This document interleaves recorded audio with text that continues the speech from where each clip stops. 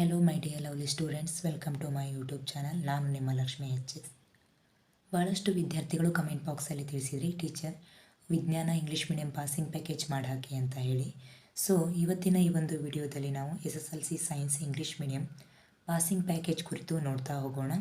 ಈ ಒಂದು ನಿಮ್ಮ ವಿಜ್ಞಾನ ಪರೀಕ್ಷೆ 3 ಏನಿದೆ ಅಲ್ವಾ, ಆ ಪರೀಕ್ಷೆಗೆ ಬರುವಂತಹ ಇಂಪಾರ್ಟೆಂಟ್ ಕ್ವಶನ್ಸ್ಗಳ ಬಗ್ಗೆ ನಾವೀಗ ಈ ವಿಡಿಯೋದಲ್ಲಿ ನೋಡ್ತಾ ಹೋಗೋಣ ಅಂತ ಹೇಳ್ತಾ, ನೀವೇನಾದರೂ ಈ ಚಾನಲ್ಗೆ ಹೊಸಬರಾದಲ್ಲಿ ತಪ್ಪದೇ ಸಬ್ಸ್ಕ್ರೈಬ್ ಮಾಡಿ. ಅದೇ ರೀತಿ ಈ ಒಂದು ವಿಡಿಯೋ ನಿಮಗೆ ಯೂಸ್ಫುಲ್ ಅನಿಸಿದರೆ ಲೈಕ್ ಮಾಡಿ, ಹಾಗೆ ನಿಮ್ಮ ಫ್ರೆಂಡ್ಸಿಗೆ ಕೂಡ ಶೇರ್ ಮಾಡಿ ಅಂತ ಹೇಳ್ತಾ ನಾವೀಗ ವಿಡಿಯೋವನ್ನು ಸ್ಟಾರ್ಟ್ ಮಾಡೋಣ. ನೆನಪಿರಲಿ ವಿದ್ಯಾರ್ಥಿಗಳೇ, ನಾವೀಗ ಡಿಸ್ಕಸ್ ಮಾಡ್ತಾ ಇರೋದು ಚಾಪ್ಟರ್ ವೈಸು ಯಾವ್ಯಾವ ಕ್ವಶನ್ಸ್ಗಳು ನಿಮ್ಮ ಎಕ್ಸಾಮ್ಗೆ ಬರ್ತವೆ ಅಂತ ಹೇಳಿ ಈಗ ನೋಡ್ತಾ ಹೋಗ್ತಿರೋದು. ಸೊ ಇದರಿಂದ ನೀವೇನು ಮಾಡ್ಬೋದು, ಡೆಫಿನೆಟಾಗಿ ಆರಾಮ್ಸೆ 40ಇಂದ 45 ಮಾರ್ಕ್ಸನ್ನು ಪಡ್ಕೋಬೋದು. ಸೊ ನೆಗ್ಲೆಕ್ಟ್ ಮಾಡದೆ ಇದನ್ನು ನೀವೇನು ಮಾಡಿರಿ, ಕಾನ್ಸಂಟ್ರೇಟ್ ಮಾಡಿ ನೋಡ್ತಾ ಹೋಗಿ. ಈ ಕ್ವಶನ್ಸ್ಗಳ ಮೇಲೆ ಜಾಸ್ತಿ ಫೋಕಸ್ ಮಾಡಿ ಓದ್ಕೊಳ್ರಿ, ಎಕ್ಸಾಮಲ್ಲಿ ಖಂಡಿತ ಪಾಸ್ ಆಗೇ ಆಗ್ತೀರಾ. ಸೊ ಮೊದಲೇ ಚಾಪ್ಟರ್ ನೋಡಿರಿ, ಕೆಮಿಕಲ್ ರಿಯಾಕ್ಷನ್ಸ್ ಆ್ಯಂಡ್ ಇಕ್ವೇಷನ್ಸ್ ಅಂತ ಇದೆ. ಇದರಲ್ಲಿ 5 ಮಾರ್ಕ್ಸಿಗೆ ಕ್ವಶನ್ಸ್ಗಳು ಬರ್ತವೆ. ಸೊ ಯಾವುದ್ರ ಮೇಲೆ ಬರ್ಬೋದು, ಮೊದಲೇದು types of chemical reactions, chemical combination, chemical decomposition, chemical displacement, chemical double displacement ಅಂತ ಇದೆ ವಿತ್ ಎಕ್ಸಾಂಪಲ್. ಈ ರೀತಿ ಕ್ವಶನ್ಸ್ಗಳು, ಇದರಿಂದ 2 ಅಂಕಕ್ಕೆ ಒಂದು ಕ್ವಶನು ಡೆಫಿನೆಟಾಗಿ ಬಂದೇ ಬರುತ್ತೆ. ಅವರೇ ಇಕ್ವೇಷನ್ ಕೊಟ್ಟು ಇದು ಯಾವ ಇಕ್ವೇಷನು ಅಂತ ಹೇಳಿ ಕೇಳ್ಬೋದು, ಅಂದರೆ ಯಾವ ರಿಯಾಕ್ಷನ್ ಅಂತ ಹೇಳಿ ಕೇಳ್ಬೋದು. ಅದರ್ವೈಸ್ ಏನು ಮಾಡ್ತಾರೆ ಅಂದರೆ ಡೈರೆಕ್ಟಾಗಿ ಕ್ವಶನ್ನೇ ಕೇಳ್ತಾರೆ, what is chemical combination, give one example ಅಂತ ಹೇಳಿ. ಸೊ 2 ಮಾರ್ಕ್ಸಿಂದು ಫಿಕ್ಸ್ ಕ್ವಶನ್ ಇದರಲ್ಲಿ. ಇನ್ನು ಎಕ್ಸೋಥರ್ಮಿಕ್ ಎಂಡೋಥರ್ಮಿಕ್ ರಿಯಾಕ್ಷನ್ ಮೇಲೆ ಕ್ವಶನ್ಸ್ ಬರ್ಬೋದು. ಇನ್ನು ಮತ್ತೊಂದು ಕ್ವಶನ್ ಇದೆ, why the nitrogen gas filled in the chips packet ಅಂತ ಹೇಳಿ ಕೇಳ್ತಾರೆ. ಇದು ಎವ್ರಿ ಟೈಮ್ ಕೇಳುವಂಥ ಕ್ವಶನ್ನು, ಅಪ್ಲಿಕೇಶನ್ ಲೆವೆಲಿಗೆ ಸುಮಾರು ಸಲ ರಿಪೀಟ್ ಆಗಿದೆ, ಹಾಗಾಗಿ ಈ ಕ್ವಶನ್ ತುಂಬ ಇಂಪಾರ್ಟೆಂಟ್ ಆಗಿರೋದು. ಕೊನೆಗೆ oxidation and reduction and rancidity, ಇದರ ಮೇಲೆ ಏನಾಗುತ್ತೆ, ಒಂದು ಕ್ವಶನ್ ಯಾವುದಾದ್ರೂ ಕೇಳ್ತಾರೆ, ಎಕ್ಸಾಂಪಲ್ ಆದರೂ ಕೇಳ್ಬೋದು ಅಥವಾ ಡೆಫಿನೇಷನ್ ಆದರೂ ಕೇಳ್ಬೋದು. ಕೊನೆಗೆ ಇಕ್ವೇಷನ್ ಬ್ಯಾಲೆನ್ಸ್ ಕೇಳ್ತಾರೆ, ಇಕ್ವೇಷನ್ನ ಕೊಟ್ಟು ಬ್ಯಾಲೆನ್ಸ್ ಮಾಡಲಿಕ್ಕೆ ಹೇಳ್ತಾರೆ, ಅಥವಾ ಸ್ಟೇಟ್ಮೆಂಟನ್ನು ಕೊಟ್ಟು ಅದನ್ನು ನೀವು ಇಕ್ವೇಷನ್ ರೂಪದಲ್ಲಿ ಬರಲಿಕ್ಕೆ ಕೇಳ್ತಾರೆ. ಹಾಗಾಗಿ ಇದ್ರ ಮೇಲ್ಗಡೆ 2 ಅಂಕದ ಒಂದು ಕ್ವಶನು ಏನಾಗಿರುತ್ತೆ, ಫಿಕ್ಸ್ಡ್ ಕ್ವಶನ್ ಆಗಿರುತ್ತೆ, ನೆನಪಿರಲಿ. ಇದ್ರ ಜೊತೆಗೆ ಒಂದು ಡಯಾಗ್ರಾಮ್ ಪಿಕ್ಸ್ ಇದೆ, ಅದು ಯಾವುದು ಅಂತ ಅಂದರೆ ಎಲೆಕ್ಟ್ರೋಲೈಸಿಸ್ ಆಫ್ ವಾಟರ್. ಇದನ್ನು 2 ಮಾರ್ಕ್ಸಿಗೆ ಕೇಳ್ತಾರೆ, ಸೊ ಪರ್ಫೆಕ್ಟ್ ಮಾಡ್ಕೊಳ್ಳಿ. ಇನ್ನು ಕೆಮಿಸ್ಟ್ರಿ ಪಾರ್ಟಲ್ಲಿ second chapter acid, bases and salts. ಇದರಿಂದ 6 ಮಾರ್ಕ್ಸಿಗೆ ಕ್ವಶನ್ಸ್ಗಳು ಬರ್ತವೆ. ಏನೆಲ್ಲ ಕೇಳ್ಬೋದು ಅಂತ ಅಂದರೆ ಆ್ಯಸಿಡ್ ಬೇಸಸ್ ಡಿಫ್ರೆನ್ಸ್ ಕೇಳ್ತಾರೆ, ಡೆಫಿನೇಷನ್ ಅಥವಾ ಎಕ್ಸಾಂಪಲ್ ಏನಾದರೂ ಕೇಳ್ಬೋದು. ಸೊ ಎಲ್ಲನೂ ನೋಡ್ಕೊಳ್ಳಿ ಕರೆಕ್ಟಾಗಿ. ಇನ್ನು all salts uses with chemical formula ಅಂತ ಇದೆ, ಅಂದರೆ ಇದರಲ್ಲಿ ಯಾವುದಾದ್ರೂ ಸಾಲ್ಟಲ್ಲಿ ಒಂದನ್ನು ಕೇಳ್ಬೋದು, ಅದರ ಉಪಯೋಗಗಳನ್ನು ಕೇಳ್ಬೋದು ಅಥವಾ ಫಾರ್ಮುಲಾ ಕೇಳ್ಬೋದು.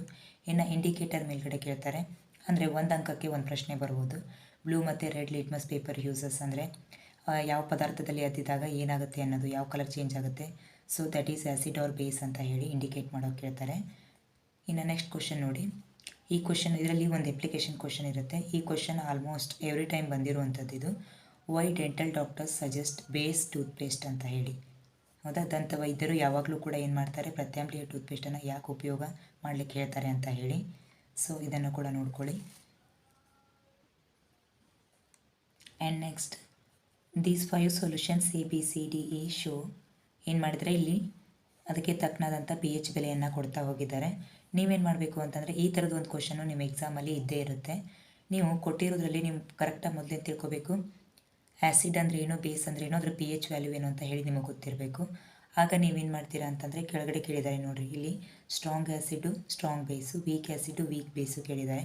PH ಬೆಲೆ ಗೊತ್ತಿತ್ತು ಅಂದರೆ ನೀವು ಇದನ್ನು ಈಸಿಯಾಗಿ ಡಿವೈಡ್ ಮಾಡಿ ವಿಂಗಡಣೆ ಮಾಡಿ ಬರಿತಾ ಹೋಗ್ತೀರಾ. ಸೊ ಈ ಕ್ವಶನನ್ನು ಕರೆಕ್ಟ್ ಮಾಡಿ ನೋಡ್ಕೊಳ್ರಿ. ಅದರೊಟ್ಟಿಗೆ 3 ಅಂಕದ ಒಂದು ಡಯಾಗ್ರಾಮ್ ಪಿಕ್ಸ್ ಇರುತ್ತೆ. ಅದು ಯಾವುದು ಅಂದರೆ reaction of zinc granules with dilute sulphuric acid and testing hydrogen gas by burning.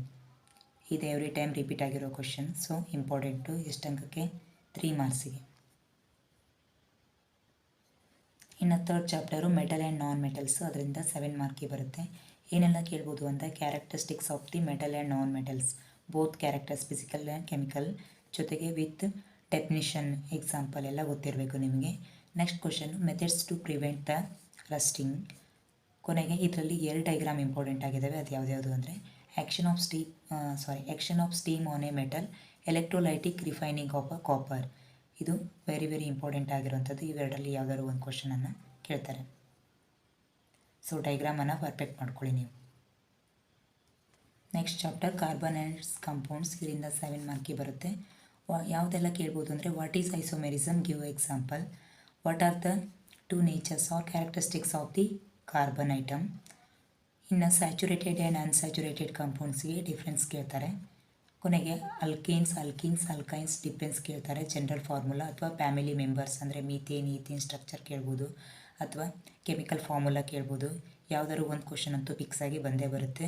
So ಇವಿಷ್ಟು ಕ್ವಶನ್ಸ್ಗಳ ಮೇಲೆ ಜಾಸ್ತಿ ಫೋಕಸ್ ಮಾಡಿ. ನೆಕ್ಸ್ಟ್ ಇನ್ ಬಯೋಪಾರ್ಟಿ ಸಂಬಂಧಪಟ್ಟಂತೆ ಲೈಫ್ ಪ್ರೋಸೆಸ್ ಅಂತ ಇದೆ. ಇದರಿಂದ 7 ಅಂಕಕ್ಕೆ ಬರುತ್ತೆ. ಇದರಲ್ಲಿ 1 ಡೈಗ್ರಾಮ್ ಫಿಕ್ಸ್ ಇದೆ. ಯಾವುದು? Heart diagram. ಇದು ಇಲ್ಲ ಬ್ರೈನ್ ಡೈಗ್ರಾಮ್ ನೆಕ್ಸ್ಟ್ ಒಂದು ಲೆಸನಿಂದ ಬರುತ್ತೆ. ಇವೆರಡರಲ್ಲಿ 4ರಿಂದ 5 ಅಂಕಕ್ಕೆ ಆ ಬ್ರೈನ್ ಡೈಗ್ರಾಮ್ ಏನಾಗಿರುತ್ತೆ, ವೆರಿ ವೆರಿ ಇಂಪಾರ್ಟೆಂಟ್ ಆಗಿರುವಂಥ ಡೈಗ್ರಾಮು. ನೆಕ್ಸ್ಟ್ ಹೇಳ್ತಾ ಹೋಗ್ತೀನಿ. ಇದರಲ್ಲಿ ಏನೇನೆಲ್ಲ ಓದ್ಕೋಬೇಕು ಅಂತಂದರೆ ನೀವು ಪಾಸ್ ಆಗಲಿಕ್ಕೆ ಫೋಟೋಸಿಂಥಸಿಸ್ ಪ್ರೋಸೆಸ್ ಬಗ್ಗೆ ಸರಿಯಾಗಿ ಕಲ್ಕೊಳ್ರಿ. Splitting of glucose by different process, ಒಂದು ಸ್ಕಿಮ್ಯಾಟಿಕ್ ಡೈಗ್ರಾಮ್ ಇದೆ. ಸೊ ಗ್ಲೂಕೋಸ್ ಪೈರುವೇಟ್ನಲ್ಲಿ ಯಾವ ಥರ ಡಿಸೋಸಿಯೇಟ್ ಆಗುತ್ತೆ ಅಂತ ಹೇಳಿ ಆರ್ ಸ್ಪ್ಲಿಟ್ ಆಗುತ್ತೆ ಅಂತ ಹೇಳಿ ಅದನ್ನು ಕರೆಕ್ಟ್ ಮಾಡಿ ಕಲ್ಕೊಂಡ್ರೆ 1ರಿಂದ 2 ಅಂಕ. ಜೊತೆಗೆ what are the waste products excreted in plants and animals. Waste product ಬಗ್ಗೆ ಕೇಳ್ತಾರೆ. ಅದು ಹೆಚ್ಚಾಗಿ ಯಾವುದರಲ್ಲಿ? ಪ್ಲ್ಯಾಂಟ್ಸಲ್ಲಿ. ಜೊತೆಗೆ ಡೈಗ್ರಾಮ್ಸ್ ಕೂಡ ಇಂಪಾರ್ಟೆಂಟ್ ಇದಾವೆ. ಇದರಲ್ಲಿ ಯಾವುದು? Open stomata and close stomata 1 ಅಂಕಕ್ಕೆ ಇಲ್ಲ 2 ಅಂಕಕ್ಕೆ. ಜೊತೆಗೆ 4ರಿಂದ 5 ಅಂಕಕ್ಕೆ ಇಂಪಾರ್ಟೆಂಟ್ ಆಗಿರುವಂಥ ಕ್ವಶನ್, ಫಿಕ್ಸ್ ಕ್ವಶನ್, ಹೌದಾ? Sectional view of human heart. ಜೊತೆಗೆ ಸ್ಟ್ರಕ್ಚರ್ ಆಫ್ ನೆಫ್ರಾನ್, ಇದು ಕೂಡ 2 ಅಂಕಕ್ಕೆ ಕೇಳ್ತಾರೆ. ಸೊ ಇಷ್ಟು ಡೈಗ್ರಾಮನ್ನು ಪರ್ಫೆಕ್ಟ್ ಮಾಡ್ಕೊಳ್ಳಿ ಇದರಲ್ಲಿ. Next chapter control and coordination. ಇದರಿಂದ 7 ಮಾರ್ಕ್ಸ್ ಬರುತ್ತೆ. ಇದರಲ್ಲಿ ಜಾಸ್ತಿ ಅಂದರೆ ನೀವು ಫೋಕಸ್ ಮಾಡಬೇಕಾಗಿರೋದು animal and plant hormones and its functions. ಸರಿನಾ? ಪ್ಲ್ಯಾಂಟ್ ಹಾರ್ಮೋನ್ಸ್ ಯಾವುದೆಲ್ಲ ಬರುತ್ತೆ ಆ್ಯಂಡ್ ಎನಿಮಲ್ ಹಾರ್ಮೋನ್ಸ್ ಯಾವುದೆಲ್ಲ ಇದೆ ಅನ್ನೋದು ಕುರಿತು ನೋಡಿಕೊಳ್ಳ್ರಿ. ಜೊತೆಗೆ ಅದರ ಫಂಕ್ಷನ್ ಕೂಡ ಇಂಪಾರ್ಟೆಂಟ್ ಆಗಿರುತ್ತೆ. 2 ಅಂಕ ಕೇಳ್ತಾರೆ. ಜೊತೆಗೆ ಹ್ಯೂಮನ್ ಬ್ರೈನ್ ಎವ್ರಿ ಟೈಮ್ ಬಂದಿರೋ ಕ್ವಶನ್, ಇದು ನಿಮಗೆ ಗೊತ್ತಿದೆ ಆಲ್ರೆಡಿ. ಸೊ 100% ಅಂತ ಹಾಕೊಂಬಿಡಿ. ಈ ಕ್ವಶನ್ನು ಡೆಫಿನೆಟ್ ಆಗಿ ಬಂದೇ ಬರುತ್ತೆ 4ರಿಂದ 5 ಅಂಕಕ್ಕೆ. ಸೊ ಸರಿ ಮಾಡಿ ನೀವು ಡ್ರಾ ಮಾಡೋದನ್ನು ಪ್ರಾಕ್ಟೀಸ್ ಮಾಡಿಕೊಳ್ಳ್ರಿ. Next chapter how do organism reproduce. ಇದರಿಂದ 6 ಅಂಕ ಪ್ರಶ್ನೆಗಳು ಬರ್ತವೆ. ಅದರಲ್ಲಿ ಏನೆಲ್ಲ ಕೇಳ್ಬೋದು ಅಂದರೆ what is the function of placenta, what is the function of placenta, what are the different methods of contraception. ಜೊತೆಗೆ list out the sexually transmitted diseases 1 ಅಂಕಕ್ಕೆ. Justify the father's role in the determining the gender of the baby. ಇದಂತೂ every time ಬಂದಿರೋ question. So 95% ಇದು important ಆಗಿರೋ question ಆಗಿರುತ್ತೆ, ಬಂದೇ ಬರುತ್ತೆ ಅಂತ ಅನ್ಕೋಬೋದು. ಇದರಲ್ಲಿ ಡೈಗ್ರಾಮ್ ಕೂಡ ಇಂಪಾರ್ಟೆಂಟ್ ಇದೆ. Germination of pollen on stigma, ಇದು 2ರಿಂದ 3 ಅಂಕಕ್ಕೆ ಈ ಒಂದು ಡೈಗ್ರಾಮನ್ನು ಕೇಳ್ತಾರೆ ಡೆಫಿನೆಟಾಗಿ. ಇನ್ನು ಹೆರಿಡಿಟಿ ಚಾಪ್ಟ್ರಿಂದ ಈ ಕ್ವಶನ್ಸ್ಗಳು ಇಂಪಾರ್ಟೆಂಟ್ ಆಗಿರ್ತವೆ. 5 ಅಂಕಕ್ಕೆ ಬರುತ್ತೆ. ಇದೆಲ್ಲ ಸೇರಿ ಟೋಟಲ್ ಆಗಿ ಈ ಪಾಠದಿಂದ why did Mendel choose pea plants for his experiments. ಈ ಕ್ವಶನ್ನು 2 ಅಂಕಕ್ಕೆ 2 ಮಾರ್ಕ್ಸಿಗೆ. ಇನ್ನು monohybrid cross and dihybrid cross with a checkerboard. ಇದಂತೂ 100% ಡೆಫಿನೆಟ್ ಆಗಿರುವಂಥ ಕ್ವಶನ್ನು. ಮೋನೋ ಹೈಬ್ರಿಡ್ ಆದರೂ ಕೇಳ್ಬೋದು, ಡೈ ಹೈಬ್ರಿಡ್ ಆದರೂ ಕೇಳ್ಬೋದು, ವಿತ್ ಚಕ್ಕರ್ ಬೋರ್ಡ್. ಸೊ ಕರೆಕ್ಟಾಗಿ ಕಲ್ಕೊಳ್ರಿ. ಇನ್ನು ಅವರ್ ಎನ್ವಿರಾನ್ಮೆಂಟ್ ಚಾಪ್ಟ್ರಿಂದ 3 ಅಂಕಕ್ಕೆ 1 ಪ್ರಶ್ನೆ ಬರುತ್ತೆ. ಅಂದರೆ ಇದರಲ್ಲಿ 2 ಕ್ವಶನ್ಸ್ಗಳು ಬರ್ಬೋದು. 1 ಅಂಕದ್ದು, ಒಂದು 2 ಮಾರ್ಕ್ಸಿಂದು. Formation and depletion of ozone layer or reasons for depletion or solutions ಆದರೂ ಕೇಳ್ಬೋದು. ಒಟ್ಟು ಓಝೋನ್ ಮೇಲೆ 1 ಕ್ವಶನ್ನು ಡೆಫಿನೆಟ್ ಆಗಿ ಬಂದೇ ಬರುತ್ತೆ. ಜೊತೆಗೆ what is food chain and give examples ಕೇಳ್ಬೋದು. ಆರ್ 10% ಫಾರ್ಮುಲಾ ಆರ್ 10% ರೂಲ್ ಬಗ್ಗೆ ಕೇಳ್ತಾರೆ, ನೆನಪಿರಲಿ. ಅಂದರೆ ಪ್ರತಿಶತ 10ರ ನಿಯಮ ಅಂತ ಬರುತ್ತೆ, 10% ಲಾ ಅಂತ ಹೇಳಿ ಅದನ್ನು ಕರೆಕ್ಟಾಗಿ ಕಲ್ಕೊಳ್ಳಿ. Next one physics part electricity. Electricity is the one of the big chapter and it carries 8 marks. So you have to focus on this chapter. It is very very important. Next ನೋಡಿ, ಈಗ ನಾನು ಏನು ಹೇಳಿದ್ನಲ್ಲ ಇವಿಷ್ಟು questions ಮೇಲೆ ನೀವು ಜಾಸ್ತಿ ಏನು ಮಾಡಿರಿ, ಗಮನ ಹರಿಸಿ. ಓಕೆನಾ? ಫಸ್ಟ್ ಕ್ವಶನ್ ನೋಡಿರಿ. ಇದರಲ್ಲಿ why is better to connect electrical devices in parallel rather than in series ಅಂತ ಹೇಳಿ ಕೇಳಿದ್ದಾರೆ. ಸೊ ಈ ಕ್ವಶನ್ನು ಬಂದೇ ಬರುತ್ತೆ.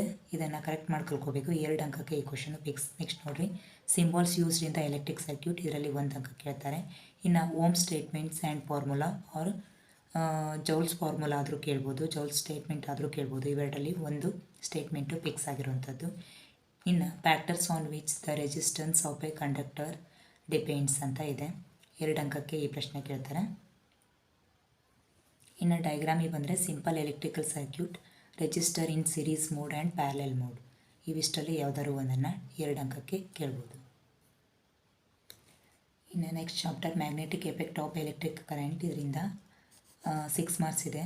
ಸೊ ಏನೆಲ್ಲ ಕೇಳ್ತಾರೆ ಅಂದರೆ characteristics of electric field lines, every time repeated question, so very important. Fleming left hand rule and right hand thumb rule or motor rule, it is 100% fix question, ನೆನಪಿರಲಿ. ಇವೆರಡರಲ್ಲಿ ಒಂದಂತೂ ಬಂದೇ ಬರುತ್ತೆ ಡೆಫಿನೆಟಾಗಿ. ಇನ್ನು how does overload occur, explain the functions of the earth wire. Light reflection and refraction ಚಾಪ್ಟರಿಂದ 7 ಮಾರ್ಕಿಗೆ ಬರುತ್ತೆ. Laws of reflection and refraction of light, uses of concave and convex mirror, ಇದರಲ್ಲಿ ಈ ಲಾಸ್ ಆಫ್ ರಿಫ್ಲೆಕ್ಷನ್ ಆ್ಯಂಡ್ ರಿಫ್ರಾಕ್ಷನಲ್ಲಿ 2 ಅಂಕಕ್ಕೆ ಒಂದು question definite. Uses of concave and convex mirrors ಬಗ್ಗೆ ಕೇಳ್ತಾರೆ. Ray diagram of concave mirror and convex lens, ಜೊತೆಗೆ ಇದರ nature ಕೂಡ ಕೇಳ್ತಾರೆ. ಡೆಫಿನೆಟಾಗಿ ಬರುವಂಥದ್ದು 2 ಮಾರ್ಕ್ಸಿಗೆ ಫಿಕ್ಸ್. ಸೊ ಬೇರೆ ಬೇರೆ ಪ್ಲೇಸಲ್ಲಿ ಇಟ್ಟಾಗ ಯಾವ ರೀತಿ ಇಮೇಜ್ ಫಾರ್ಮೇಷನ್ ಆಗುತ್ತೆ ಅನ್ನೋದ್ರ ಕುರಿತು ನೀವೇನು ಮಾಡಬೇಕು, ಡಯಾಗ್ರಾಮನ್ನು ಡ್ರಾ ಮಾಡಬೇಕು, ವಿತ್ ಅದರ ನೇಚರ್ ಬರಿಬೇಕಾಗುತ್ತೆ. ಇದಿಷ್ಟನ್ನು ನೋಡ್ಕೊಳ್ಳಿ. ಇನ್ನು ಕೊನೆಯದಾಗಿ human I and colourful world, ಇದರಿಂದ 6 ಮಾರ್ಕ್ಸ್ ಬರುತ್ತೆ. ಸೊ ಯಾವುದನ್ನು ಕಳ್ಕೊಬೇಡಿ ಮಾರ್ಕ್ಸನ್ನು. ಈಗ ಹೇಳಿರೋಷ್ಟು ಕ್ವಶನ್ಸ್ಗಳ ಮೇಲೆ ನೀವು ಇದಿಷ್ಟನ್ನೇ ಓದಿದರೆ ಸಾಕು, ನೀವು ಆರಾಮ್ಸೆ ಈ ಸೈನ್ಸ್ ಎಕ್ಸಾಮಲ್ಲಿ ಪಾಸ್ ಆಗ್ಬೋದು. ನೋಡಿ ಯಾವ ಕ್ವಶನ್ ಇಂಪಾರ್ಟೆಂಟ್ ಅಂದರೆ ಇದರಲ್ಲಿ what are myopia and hypermetropia methods correct them, ಈ ಕ್ವಶನ್ ಅಂತೂ ಬಂದಿರೋದು. ಸೊ 2 ಅಂಕಕ್ಕೆ 2 ಮಾರ್ಕ್ಸಿಗೆ ಬಂದೇ ಬರುತ್ತೆ ಒಂದು ಕ್ವಶನ್ನು. ಇವೆರಡರಲ್ಲಿ ಒಂದು fix, myopia or hypermetropia. How is a rainbow formed, so PIMP ಇದು ಕೂಡ ಬರುವಂಥ ಕ್ವಶನ್ನು. ಇನ್ನು ನೆಕ್ಸ್ಟ್ ಕ್ವಶನ್ ಇದು fixed. Explanation of Newton's experiment demonstrating the recombination of white light from the spectrum. ಅರ್ಥ ಆಯ್ತಲ್ವಾ? Explanation of Newton's experiment demonstrating the recombination of white light from the spectrum. So ವಿದ್ಯಾರ್ಥಿಗಳೇ, ಇಲ್ಲಿಗೆ ನಾವು ಎಲ್ಲ chapter wise ಏನು ಮಾಡ್ತಾ ಹೋದ್ವಿ, ಯಾವ್ಯಾವ ಕ್ವಶನ್ಸ್ಗಳು ನಿಮ್ಮ ಎಕ್ಸಾಮ್ಗೆ ಇಂಪಾರ್ಟೆಂಟ್ ಅಂತ ಹೇಳಿ ನೋಡ್ತಾ ಹೋದ್ವಿ. ಸೊ ನೀವು ಅದು ಇದು ಅಂತ ಹೇಳಿ ಬೇರೆ ಬೇರೆ ಕಡೆ ಎಲ್ಲ ಗಮನ ಹರಿಸ್ಬೇಡಿ. ಅಂದರೆ ಬೇರೆ ಕ್ವಶನ್ಸ್ಗಳೆಲ್ಲ ಸರ್ಚ್ ಮಾಡ್ಲಿಕ್ಕೆ ಹೋಗ್ಬಿಡಿ. ಈಗೇನಿಷ್ಟು ಕ್ವಶನ್ಸ್ಗಳಿದಾವಲ್ಲ ಇವುಗಳನ್ನು ನೀವು ಕರೆಕ್ಟ್ ಮಾಡಿ ಕಲಿತ್ರೆ ಸಾಕು, ಡೆಫಿನೆಟಾಗಿ ಈ ಸೈನ್ಸ್ ಎಕ್ಸಾಮಲ್ಲಿ ನೀವು ಕ್ಲಿಯರ್ ಮಾಡ್ಕೊಳ್ತೀರಿ.